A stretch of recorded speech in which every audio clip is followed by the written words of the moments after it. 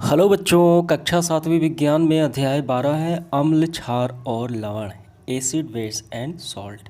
तो आइए इसके सारे क्वेश्चंस को हम लोग हल करते हैं। तो देखिए, सर्वप्रथम हम रिक्त स्थानों की पूर्ति करेंगे। पहला है अम्ल नीले लिटमस पत्र को क्या कर देता है, लाल कर देता है। तो यहाँ पे आप पढ़ेंगे अम्ल नीले लिटमस को लाल कर देते हैं। ठीक है, तो हमें यहाँ पे क्या भरना है, हमें भरना है लाल, लाल कर देता है। दूसरा है अम्ल का स्वाद, ठीक है, और क्षार का स्वाद होता है। तो यहाँ पे आप देखेंगे अम्ल का स्वाद खट्टे होते हैं और क्षार की बात की जाए तो इसका स्वाद कड़वा होता है। तो हमें क्या भरना है, यहाँ पे हमें लिखना है यहाँ पे खट्टे होते हैं, ठीक है, और ये यहाँ पे क्या भरना है, कड़वा होता है। इसके बाद देखिए तीसरा, उदासीनीकरण अभिक्रिया में। तो उदासीनीकरण अभिक्रिया क्या होती है, क्रिया में अम्ल और क्षार आपस में अभिक्रिया करके लवण और जल का निर्माण करते हैं। ठीक है, तो हमें भरना है लवण और जल। ठीक है, लवण और जल बनते हैं। चौथा देखिए, हल्दी पत्र पर खड़िया पाउडर घोल डालने पर इसका रंग हो जाता है। कैसा होता है, कैल्शियम कार्बोनेट है, ये परिवर्तन हो जाता है, लाल हो जाता है। तो हमें लिखना है परिवर्तन हो जाता है, कोष्ठ में आप लाल भी लिख सकते हैं। इसके बाद देखिए पांचवा, नीला थोथा कॉपर सल्फेट एक है। क्या है, नीला थोथा एक लवण है। तो हमें भरना है यहाँ पे लवण।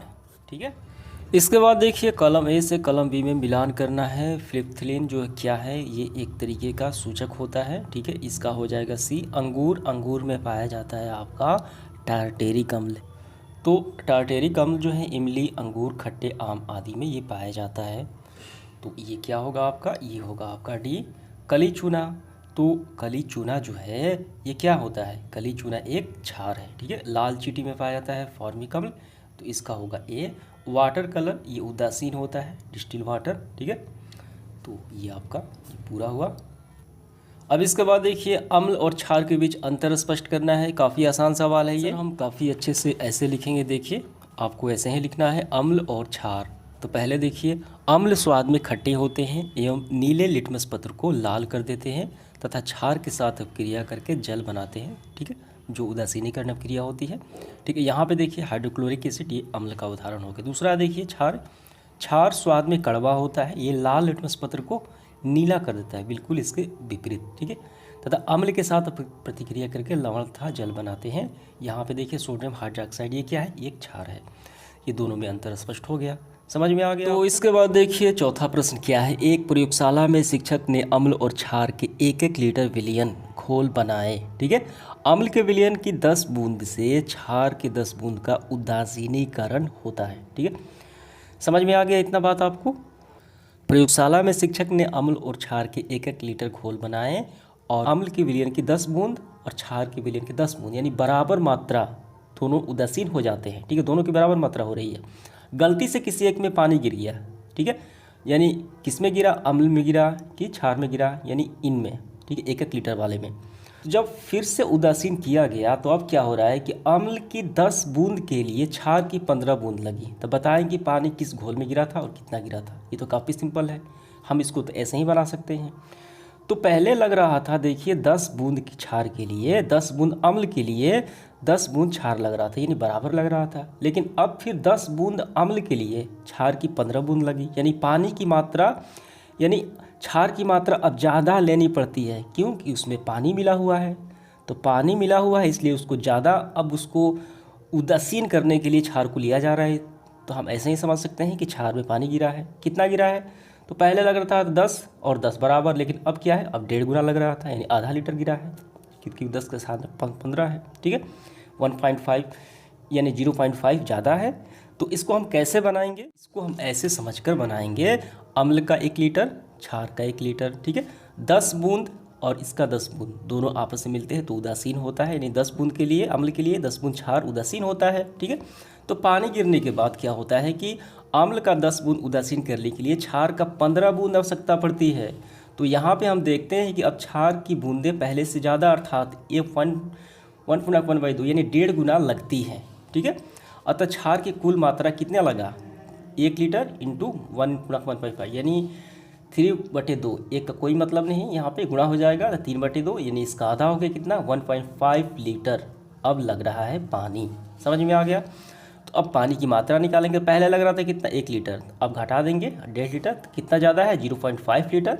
इसको हम ऐसे भी लिख सकते हैं 1.1/2 लीटर। ठीक है, तो पानी की मात्रा आधा लीटर गिरा, यानी आधा लीटर पानी गिरा किसमें, क्षार में गिरा। समझ में देखिए बच्चों, अब हम लोग देखेंगे 5वां सवाल। ऐसा क्यों होता है? पहला है, जब आप अति अम्लता से पीड़ित हैं तो प्रति अम्ल गोली देते हैं। ठीक है, यानी एसिडिटी से आप पीड़ित हैं तो एंटासिड की गोली दिया जाता है। क्यों दिया जाता है? तो इसका आंसर हम यहाँ से करेंगे। हमारे अमाशय में हाइड्रोक्लोरिक अम्ल पाया जाता है। ठीक है, तो ये क्या करता है, भोजन के पाचन में मदद करता है, लेकिन कभी कभी इसकी मात्रा ज़्यादा बढ़ जाती है। ठीक है, जो हम अपचन यानी कष्टदायक हो जाता है। तो ऐसी स्थिति में दूधिया मैग्नीशियम जैसे प्रति अम्ल यानी एंटासिड लेते हैं। ठीक है, आपने इनो देखा होगा तो वो भी इसी तरीके का कार्य करता है। ठीक है, वो भी एंटासिड है। तो मैग्नीशियम हाइड्रोक्साइड होता है एंटासिड में, तो ये क्या कर देता है, अम्ल के प्रभाव को उदासीन कर देता है। समझ में आ गया? तो यहाँ तक इसका आंसर हो गया। दूसरा सवाल देखिए, जब चींटी काटती है तो त्वचा पर केलेमाइन का विलयन लगाया जाता है। ऐसा क्यों किया जाता है? तो यहाँ से यहाँ तक हम करेंगे इसका आंसर। इसलिए किया जाता है कि केलेमाइन जो है जिंक कार्बोनेट है, ठीक है, विलयन मिलाकर उदासीन करते हैं। ठीक, तो चींटी के डंक में क्या होता है, फार्मिक अम्ल होता है। तो अम्ल की जो प्रवृत्ति है होती है उसको ख़त्म करने के लिए, उसको उदासीन बनाने के लिए, तो इसलिए केलेमाइन का विलयन मिलाया जाता है जिसमें जिंक कार्बोनेट होता है। समझ में आ गया? तो यानी जलन से मुक्त, यानी त्वचा के जलन से आराम पाने के लिए। यहाँ से यहाँ तक हो गया इसका आंसर। तीसरा देखिए, कारखानों में अवशिष्ट को नदियों में बहाने से पहले उदासीन किया जाता है। तो यहाँ से यहाँ तक करना है। क्यों किया जाता है? क्योंकि ऐसे अगर विसर्जित कर दें, नदी में बहा दें, तो अम्ल की मात्रा ज़्यादा हो गए उसमें होती है, तो जलीय जीव मर जाएंगे, इसलिए उसको उदासीन किया जाता है। ठीक है, तो क्षारीय पदार्थ मिलाकर इसीलिए उसे उदासीन किया जाता है कि जीव जंतुओं को नुकसान ना करे। यहाँ से यहाँ तक हो गया। इसके बाद देखिए, ताजमहल की सुंदरता नष्ट होती जा रही है, तो ये अम्ल वर्षा के कारण होता है। ठीक है, तो यहाँ से यहाँ तक आपको पूरा लिख लेना है। ठीक है, ये अम्ल वर्षा के कारण होता है। तो कैसे कार्य करता है, किस तरीके से नुकसान होता है, सभी हमें बताना है। ये पूरा आपका हो गया। 6 नंबर देखिए, उदासीनीकरण प्रक्रिया के 2 उदाहरण देते हुए हमें समझाना है। ठीक है, आइए इसका आंसर करते हैं। तो उदासीनीकरण अभिक्रिया हम समझते हैं, अम्ल और क्षार मिलाने पर लवण और जल बनता है। दोनों के गुण उदास पड़ जाते हैं और नया पदार्थ बनता है लवण। ठीक है, तो उदासीनीकरण अभिक्रिया होती है। 2 उदाहरण हमें लिखना है, तो इस तरीके से हम लिखेंगे पूरा यहाँ से यहाँ तक। जब अम्ल किसी क्षार के साथ क्रिया करता है तब लवण और जल बनता है, इसे उदासीनीकरण अभिक्रिया कहते हैं। ठीक है, सोडियम हाइड्रोक्साइड। ठीक है, ये क्या है, ये तो अब क्रिया किया हाइड्रोक्लोरिक अम्ल के साथ, क्या बना, नमक और जल बना। ठीक है, NaCl सोडियम क्लोराइड और जो जल बना, लवण और जल। इसके बाद देखिए, पोटेशियम हाइड्रोक्साइड ये नाइट्रिक एसिड के साथ अभिक्रिया किया। ठीक है, ये क्षार के साथ अभिक्रिया किया अम्ल, तो क्या बना, KNO3 बना। ठीक है, और H2O बना, तो ये लवण और जल बना। समझ गया आगे? तो समझ में आ गए, ये 2 एग्जाम्पल भी हो गए हैं। इसके बाद 7वां समझिए, 3 बोतल अम्ल और क्षार और उदासीन विलयन दिए गए हैं। ठीक है, तीनों अलग अलग है। ठीक है, परंतु इन बोतलों में विलयन का नाम नहीं लिखा गया कि कौन सा अम्ल है कौन सा क्षार है। तो हल्दी पत्र द्वारा, सूचक द्वारा आप कैसे इसको पहचानेंगे? काफ़ी आसान है। तो हम विलयन का नाम लिखेंगे ABCD। ठीक है, और बारी बारी से हल्दी पत्र डालेंगे। अगर हल्दी पत्र का रंग परिवर्तन हो जाता है, लाल हो जाता है, वो क्षार होगा। नहीं परिवर्तन होगा तो वो अम्ल होगा। ठीक है, और उदासीन में क्या होता है, कुछ भी परिवर्तन नहीं होता है। ठीक है, तो हम इसका आंसर ऐसे लिखेंगे। तो देखिए, ऐसे हम लिखेंगे, तीनों बोतलों को ABC क्रमशः नाम देंगे। बोतल A में हल्दी पत्र डालते हैं, अगर रंग परिवर्तन नहीं हुआ, यानी वो पीला का पीला ही रह गया, तो वो अम्ल है, एसिड है। समझ में आ गया?